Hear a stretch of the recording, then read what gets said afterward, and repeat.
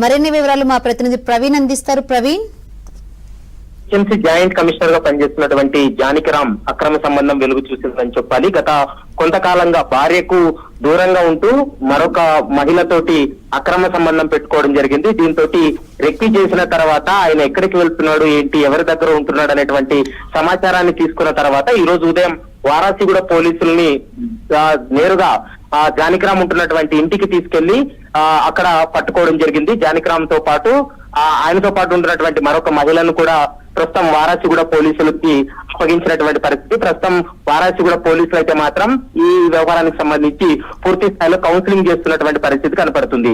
ఎందుకంటే గత కొంతకాలంగా భార్యకు దూరంగా ఉండడంతో పాటు తను ఇంటికి వెళ్ళకపోవడం, మరొక మహిళతోటి ఈ విధంగా అక్రమ సంబంధం పెట్టుకున్నాడు అనేటువంటి అంశాన్ని కూడా భార్య గుర్తించడం జరిగింది. దీంతో దాదాపు 3-4 సార్లు రెక్కి చేసిన తర్వాత ఆ ఇంటిని ఐడెంటిఫై చేసి నేరుగా పోలీసులు తీసుకెళ్లి ఆమెను తర్వాత జానకిరామ్ ఇద్దరిని కూడా పోలీసులకు అప్పగించినటువంటి పరిస్థితి. ఇటు భార్య తరపున కుటుంబ సభ్యుల్ని వారిని కూర్చోబెట్టి కౌన్సిలింగ్ చేస్తున్నటువంటి పరిస్థితి అయితే కనపడుతుంది. శంకరి. రైట్ ప్రవీణ్.